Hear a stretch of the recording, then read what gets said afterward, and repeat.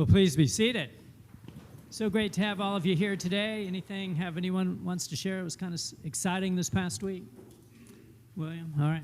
We came back from the beach, and I found 51 shark teeth. 51 shark teeth at the beach. All right. I could buy a couple of those from you, okay? See me after church. All right.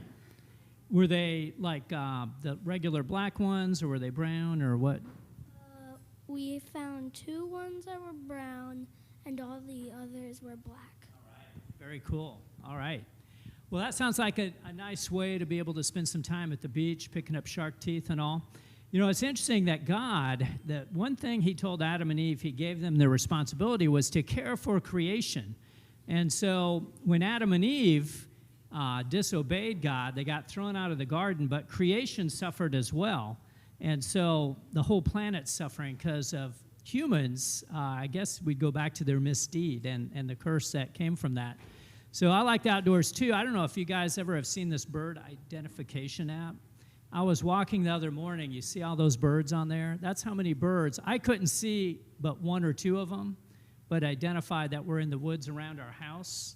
And you can see the tremendous color and the variation that was all part of creation for that. You often can't see them, but if you hear them and it says they're there, maybe gives you some incentive to look a little bit harder and see a part of God's creation and be able to enjoy what we have. And so that's, as I said, the first responsibility that was given to Adam and Eve was to listen to God, and then he said, and I'm giving creation into your care. And so one of the things we need to remember, even living all these thousands of years later, we still have a responsibility to look after creation and to identify those things we can do in our own lives to keep creation healthy and thriving, because it's easy, you know, as human beings to just take stuff for ourselves and not remember that there's a balance to creation that we need to maintain because God said you're in charge. And so those things that we can do to make life better, not just for ourselves, but for all the other rest of creation is important for us to remember,